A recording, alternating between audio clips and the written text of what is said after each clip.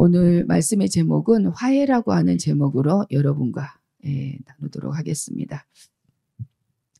톨스토이의 작품 중에 보게 되면은 코르네이 바실리에프라고 하는 그런 단편 소설이 있습니다. 거기에 나오는 내용을 잠깐 여러분과 이렇게 나누고 말씀을 들어가도록 하겠습니다. 50세가 이렇게 간 넘어선 이 코르네이라고 하는 이 사람이 주인공이죠. 근데 이제 그가 첫 아내를 이렇게 병으로 보냈어요. 그러고 나서 한참 후에 젊은 아내를 얻습니다. 마르파라고 이름하는 그 여인을 얻었는데 전처 소생은 없지만 지금 이 마르파에게서 아들과 딸을 낳습니다. 아들 이름은 페티카라고 하는 이름을 가졌고 딸은 아카시카라고 하는 이름을 가졌어요. 그런데 이제 사업하는 사람이니까 모스크바로 이렇게 출장차 몇 해 동안 나가 있게 됩니다. 그래서 몇 해 동안 나가 있다가 이제 그가 집으로 이렇게 돌아오게 돼요. 그래서 여러 해 만에 이렇게 돌아오는데 여기서 집으로 가는 길에 마부가 여러 가지 그 마을의 사정을 이렇게 안내를 해줍니다.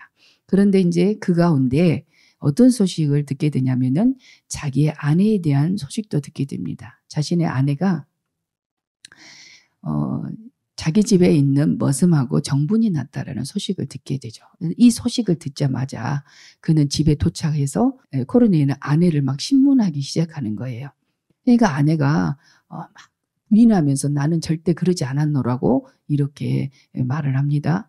그때 뭐냐면 코르네이는 거짓말 하지 말라고 너 빨리 실토해라고 이렇게 하면서 다그칩니다.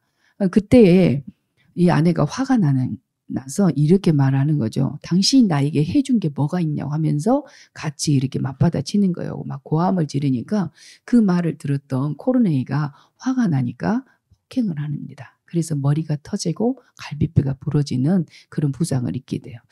그래서 이제 잠이 들었던 아이가 이제 잠에서 깨어납니다. 어린 소녀가 이렇게 딸이 깨어나죠. 아카시카가. 근데 깨어나서 엄마를 붙들고 막 웁니다. 그 순간에 이 코르네이는 딸을 던지듯이 이렇게 밀어버리는 거예요. 그 바람에 이 아카시카의 팔이 부러지게 되는 거죠. 그러자 이제 마르파는요, 이 아내가 그가 내가 오래전부터 이 머슴하고 정을 통하고 있었다. 그러면서 아카시카도 네 딸이 아니야 라고 하면서 이렇게 막 소리를 질렀어요. 나를 죽여라 막 그러면서 이제 대들고 이제 싸우게 된 거죠. 그러니까 코르네이가 이제 그 뒤로 집을 나가버렸어요. 그리고 나서 이제 17년이 흘렀습니다.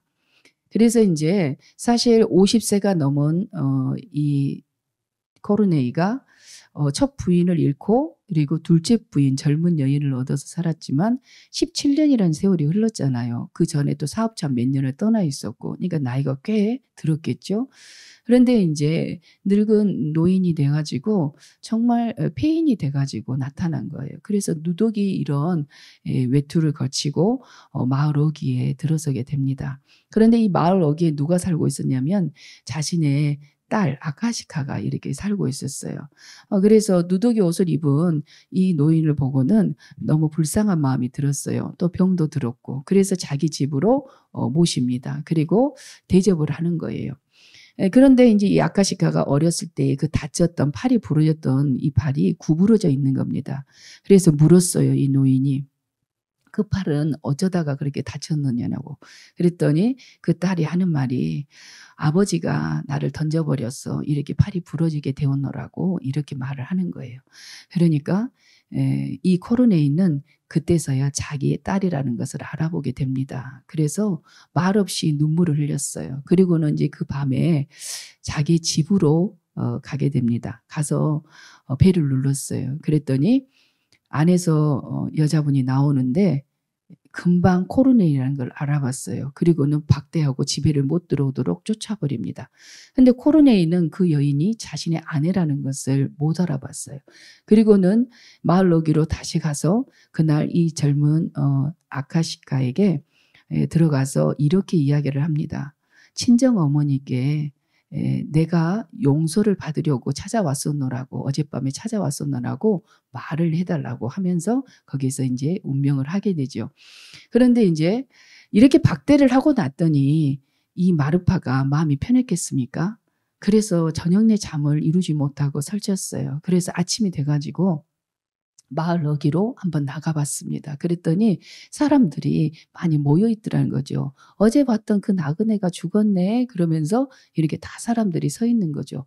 이렇게 하면서 이 내용 속에서 주고자 하는 메시지가 있었어요. 그게 뭐냐면 이제 와서는 용서받을 수도 없고 용서할 수가 없다라는 거예요.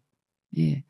이 소설이 전하고자 하는 그 메시지는 뭐냐면 용서받지 못하고 용서할 수 없는 그 시간이 온다라는 거죠. 그 시간이 오기 전에 용서를 하고 용서를 받아라 라고 하는 그러한 주제로 지금 말씀하고 있는 것을 볼 수 있었어요.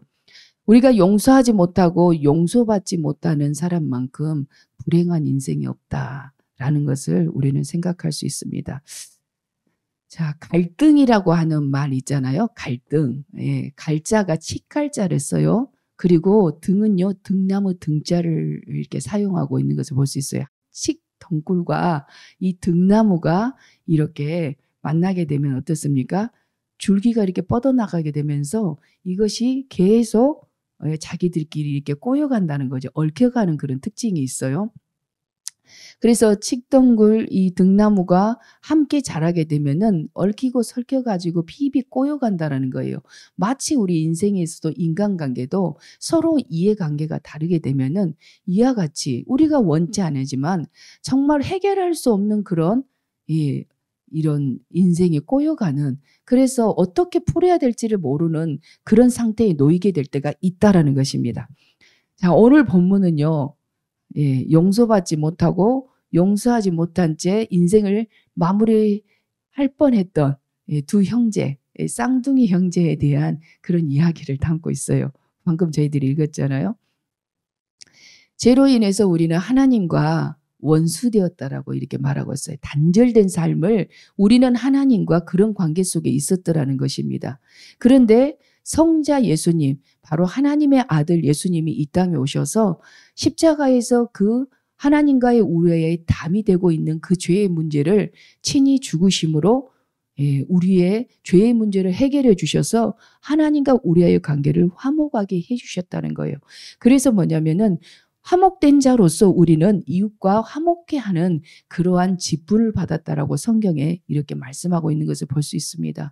바로 이와 같은 은혜가 저와 여러분의 삶 속에 충만하시기를 예수님의 이름으로 축복합니다. 아브라함의 아들은 이삭이에요. 독자. 그러죠? 여러분들 잘 아시죠? 이삭.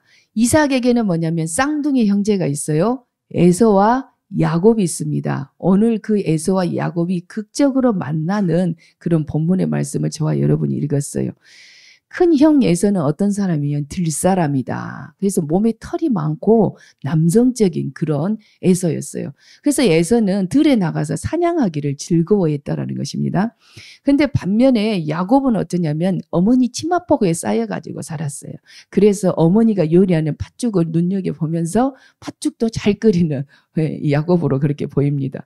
어느 날 형 에서가 들에서 사냥을 하고 오니까 얼마나 피곤하고 시장합니까? 그런데 마침 야곱이 팥죽을 쏘았더라는 것이죠. 그러니까 야곱아, 나 좀 먹게 그거 좀 가져와 이렇게 했던 거예요. 그랬더니 뭐라고 합니까? 야곱은 이름의 뜻이 뭐냐면 사기꾼이에요. 그래서 형에게 그러면은 큰형이 지금 그 장자의 명분을 나한테 팔아. 내가 이 팥죽 줄게 이렇게 한 거예요. 그래서 팥죽을 이렇게 주고 에서가 하나님께서 주신 그 장자의 명분을 아주 가볍게 취급하고 팔아버렸단 말, 팥죽 한 그릇에.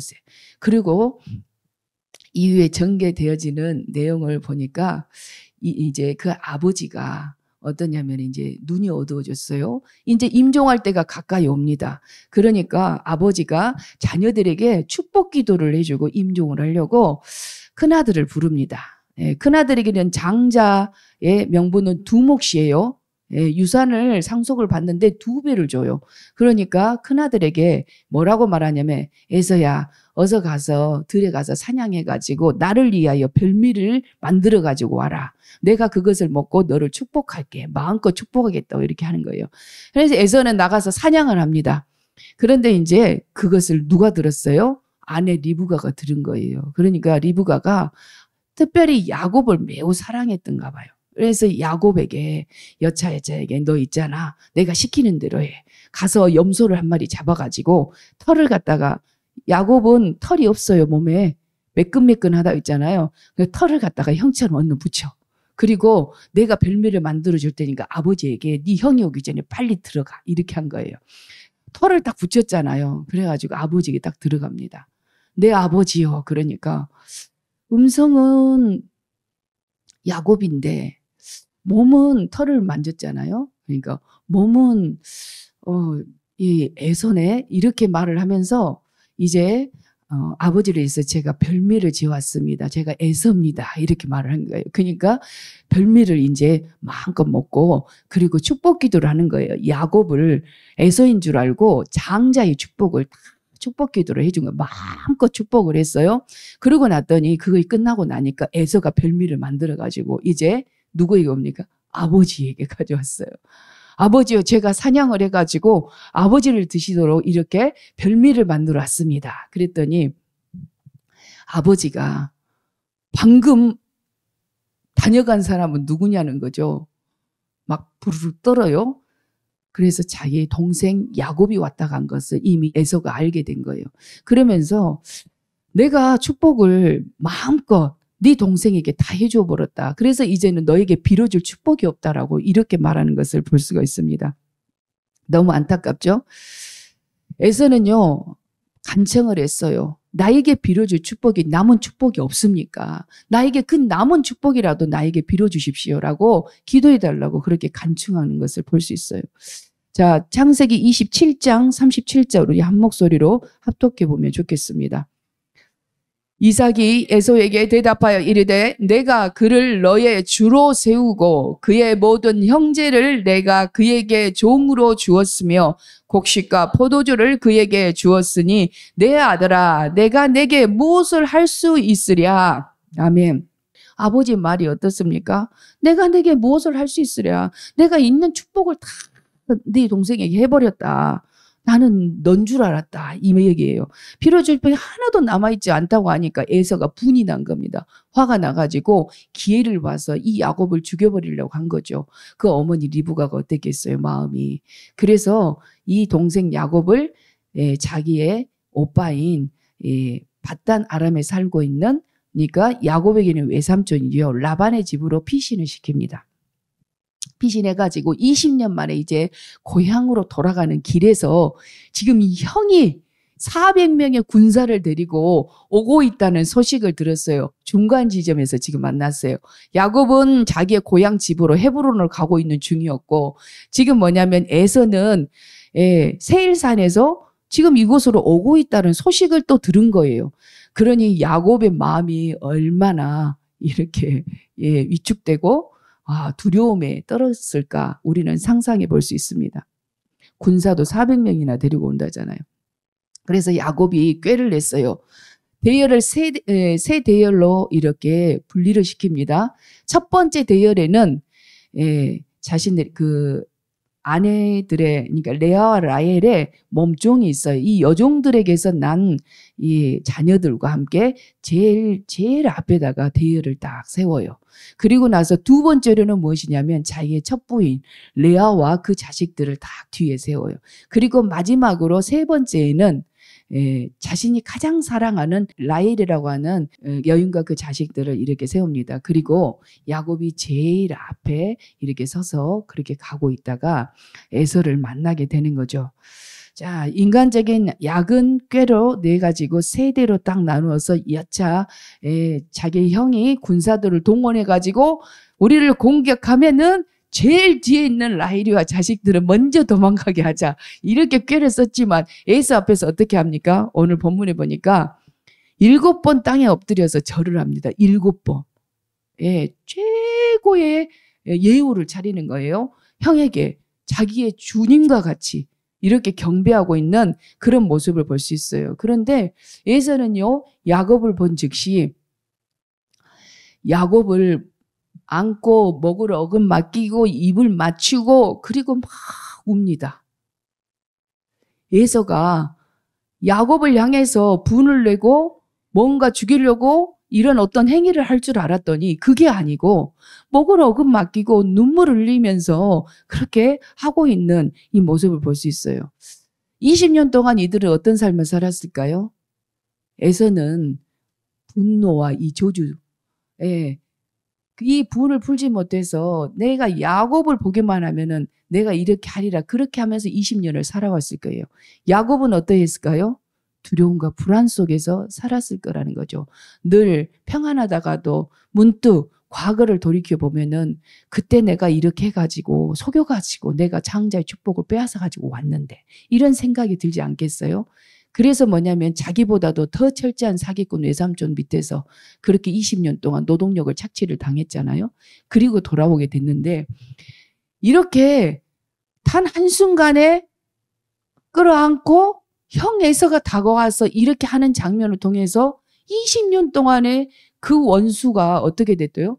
화해하고 있는 이 장면은 전적인 하나님의 은혜가 아니고는 있을 수 없는 일이라는 겁니다. 할렐루야. 이건 하나님이 하신 일이에요. 어떻게 하셨을까요? 야곱이요, 고향으로 돌아가는데 형 에서를 볼 낯이 없어. 자기가 잘못한 것을 아는 거예요. 그러니까 약복강가를 먼저 가족들을 다 먼저 건너가게 한 후에 자신은 남아가지고 밤새도록 씨름했어요. 기도한 거죠. 그래서 뭐냐면 그때 이름이 바뀌어요. 사기꾼이라는 그 이름, 야곱이라는 이름에서 하나님의 사자가 뭐라고 바꿔줍니까? 이스라엘이라고 이렇게 바꿔줘요. 하나님이 통치하신다라고 하는, 하나님과 겨루어서 이겼다라고 하는 그런 이름으로 이렇게 바뀌는 것들을 볼 수 있습니다. 지금 에서와의 이 화해가 되어지는 이 장면은요, 그냥 일어난 사건이 아니라는 거예요. 무엇으로 인해서? 야곱이 간절히 기도했더라는 거죠. 하나님이 내게 축복하시지 않으면 내가 갈 수 없다라는 거예요. 그래서 그 하나님의 사자를 붙들어 가지고 그 고관절 뼈가 위골되었더라. 환도뼈가 위골되었더라. 그렇게 나오잖아요. 그래서 절었더라. 이렇게 이야기가 기록하고 있는 것을 볼 수 있습니다. 하나님의 전적인 은혜 속에서 이렇게 화해하고 있는 이 사건을 보게 돼요. 자, 5절에서부터 7절에 있는 내용을 보게 되면 이제 에서가 지금 야곱에게 질문을 합니다. 너와 함께한 이들은 누구냐? 이렇게 물었어요. 그랬더니 이렇게 고백을 합니다. 하나님이 주의 종에게 은혜로 주신 자식들이니이다. 5절 후반부에 이렇게 기록하고 있는 것을 볼 수 있어요. 하나님께서 주의 종에게 에서를 주님이라고 해요. 자신을 뭘로 표현하고 있어요? 종으로 이렇게 표현하고 있는 것을 볼 수 있습니다. 여기서 보게 되면 에서를 주라고 고백하는 것이 이 오늘 본문이 기록된 33장에 몇 번이나 기록하고 있냐면 5번이나 기록하고 있는 것을 볼 수 있어요. 마치 형을 주라고 고백하는 이 모습은 뭐냐면 매우 겸손한 표현이에요. 7번 땅에 엎드려서 절했다라고 이렇게 나오잖아요. 8절 이하에 보게 되면은 이렇게 또 에서가 질문을 합니다. 내가 만난 바 이 모든 때는 무슨 까닭이냐? 가축대가 엄청 많아요. 외삼촌 라반의 집에서 일한 대가로 얼룩진 거, 그런 것들은 다 야곱의 것으로 이렇게 외삼촌하고 딜을 했단 말이에요. 거래를 했어요. 그래서 난 것마다 이렇게 살찌고 좋은 것들은 어쩌냐면 얼룩진 것들이 나왔단 말이에요. 그래서 그것을 야곱의 소유를 삼아서 가축대를 가지고 이렇게 가고 있는데 내가 만난 바 이 가축대는 모든 때는 무슨 까닭이냐? 이렇게 물으니까 야곱이 내 주께 은혜를 입으려 함이니이다. 형 에서의 마음을 부드럽게 하기 위해서 이렇게 그것을 형에게 드리고 싶습니다. 내가 선물로 가져왔습니다. 이렇게 말하고 있는 것을 볼 수 있어요. 그래서 10절에 이렇게 이야기합니다. 우리 다 같이 합독해 보도록 하겠습니다. 청하건대 내 손에서 이 예물을 받으소서. 내가 형님의 얼굴을 배운즉 하나님의 얼굴을 본 것 같사오며 형님도 나를 기뻐하심이니이다. 아멘. 야곱이 참 말을 잘합니다. 내가 형님의 얼굴을 본즉 하나님의 얼굴을 본 것 같사옵고 형님도 나를 기뻐하심이니라. 이렇게 말을 하고 있는 것을 볼 수 있어요. 그러면서 감고 나니까 형 에서가 내게도 이 소유가 하나님께서 복을 주셔가지고 내가 그게 필요치 않다 하는데도 감고 나니까 그 선물을 받는 것을 이렇게 볼 수가 있습니다. 제가 폴 트루니에 스위스의 이 정신과 의사인데 매우 유명한 분이죠.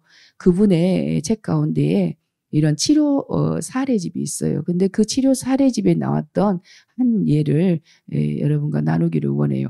거기 예를 보게 되면은 어떤 내용을 하고 있냐면 신앙과 질병의 관계 그리고 이 질병과 사람의 생각과의 관계에 대한 이야기가 나와 있거든요. 한 소녀가 불치의 빈혈병이 있었어요. 그런데 이 빈혈병이 낫지 않으니까 이렇게 이 폴 트루니에가 진료를 하다가 요양소로 이렇게 보내게 됩니다. 요양소로 간 지 얼마 되지 않아서 다시 진료를 받는데 아무 병이 나오지 않는 거예요. 아무 이유가 없다라는 거죠. 그리고 있었던 불치의 빈혈병이 사라져 버렸다라는 거예요. 그래서 뭐냐면은 어떤 일이 있었을까? 과연 이 병원에서 진료를 받다가 저 요양소로 보내진 후에 무슨 일이 있었기에 도대체 이 소녀가 다 나아버렸을까? 의문이 갔던 거예요. 그래서 그 소녀에게 질문을 했어요. 그랬더니 내가 지독하게 미워했던 사람을 용서한 것밖에 없습니다. 이렇게 이야기를 했더라는 겁니다. 그리고 났더니 마음이 밝아지고 삶이 긍정적이게 되고 그리고 뭐냐면 신앙생활에 있어서도 내가 적극적인 태도를 할 수 있게 되었습니다. 이렇게 이야기를 그 소녀가 하였더라는 거예요. 그러면서 자신의 병이 나은 것 같다고 이렇게 고백을 했어요. 용서하고 화해하지 않고 살아가면요. 몸도 마음도 불편하고 우리의 인생의 삶도 풀리지 않는다라고 하는 것을 이런 치료 사례집에서 이렇게 보여주고 있는 것을 볼 수 있었어요. 저와 여러분의 삶도 어떠한지 한번 오늘 말씀에 근거해 가지고 4가지를 우리가 살펴보면서 우리 자신을 그 말씀에 이렇게 적용을 시켜보면 좋겠다는 생각을 해보게 됐어요. 각자 그 인생 속에서 하나님께서는 우리가 돌아보고 싶지 않은 과거가 있을 수 있고요. 그래서 자기 자신에 대해서 용서하지 못하는 경우들이 있어요.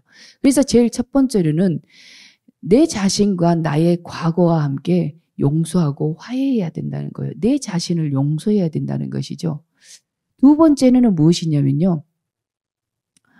나의 가장 가까운 이웃, 정말 너무 가깝기 때문에 더 많이 나를 힘들게 했다고 생각이 드는 그런 사람을 용서해야 된다는 거예요. 두 번째로는. 그럴 때 우리의 삶에 묶임이 풀어지고 우리의 삶이 형통해진다라고 말하고 있습니다. 그리고 세 번째, 우리의 마음속에 숨겨둔 어떤 그런 사람이 있다라는 거예요. 그것이 바로 뭐냐면 그냥 생각하고 싶지도 않은 그런 사람이 존재한다라는 것이죠. 내 인생이 그 사람 때문에 불행해졌다라고 생각하는 사람. 그리고 뭐냐면 그 사람을 생각하면 치를 떨고 다시는 더 이상 생각하고 싶지 않은 그런 사람이 있다라는 거예요. 우리의 삶을 속박하고 우리 인생을 불행하게 이렇게 만들었다고 하는 그런 장본인이 있을 수 있다라는 겁니다. 그래서 그 사람에 대해서 우리는 용서를 선포해야 된다라고 말하고 있어요. 그 사람을 용서하고 우리가 화해하게 될 때에 우리의 삶이 풀리고 우리 삶뿐만 아니라 상대의 삶도 풀리게 되는 역사가 일어난다는 거예요. 그것을 잘 보여줬던 사건이 욥기서에서 마지막 장에서 그게 나오잖아요. 그가 친구들을 용서를 했을 때 그 친구들이 가져다 준 하나님께 같이 예배하고 주었던 그 헌금을 가지고 그가 해서 다시 재기하는 모습이 이렇게 나와요. 그래서 관계가 회복이 되어질 때 무엇이냐면 인생의 삶이 풀어진다고 하는 것을 성경 속에서 잘 보여주고 있습니다. 우리 인생에 있어서 가장 안 풀면 안 되는 관계는 무엇이냐면 하나님과의 관계예요. 네 번째는 하나님과의 관계가 풀어지지 않으면 우리 인생은 아무것도 아니라는 것입니다. 그래서 하나님과의 관계가 풀어지고 이웃들과의 관계가 풀어질 때 우리는 우리의 육신의 삶도 잘 열리는 역사가 있다라는 것입니다.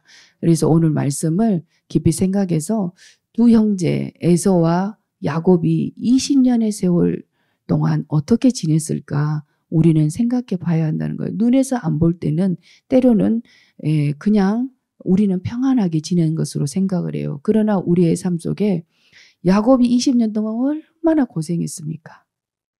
말할 수 없는 외삼촌 집에서 살아가면서 아내를 4명 얻고 거기에 가축대도 많이 얻게 되는 이 사건은 거의 20년 말기에 있었어요. 하나님께서는 약속하신 그 약속대로 이행하시는 하나님이시지만 야곱의 인생 가운데에 사기를 치고 속여가지고 축복권을 빼앗아서 이렇게 갔을 때에 관계가 그 상대가 얼마나 저주를 했겠느냐고요. 에서가 저주를 했겠죠. 동생에 대해서 분을 내면서. 그러니 그 저주를 감당해낼 수 있었겠어요. 20년 동안 외삼촌 라반의 집에서 종살이를 하면서 정말 더 자기보다도 더 큰 사기꾼을 만나서 그렇게 힘들었다는 겁니다. 인생에 이제 약복강가에서 사기꾼이라는 이름이 사라지기까지 그렇게 회개하고 씨름하다가 하나님께서 통치하신다는 이름으로 바뀌어가지고 이제 에서를 만났을 때 하나님이 전적으로 화해를 시켜주는 이 모습이 있어요. 우리는 뭐냐면 사람들과 이웃들과의 이 관계성 속에서 그것을 아무렇지 않게 넘겨버리면 안 됩니다. 할 수만 있으면 모두 사람과 더불어 화목하라고 성경에서는 이렇게 말씀하고 있어요. 거룩함과 화평함이 없이는 하나님을 볼 수 없다라고 이렇게 말씀하고 있습니다.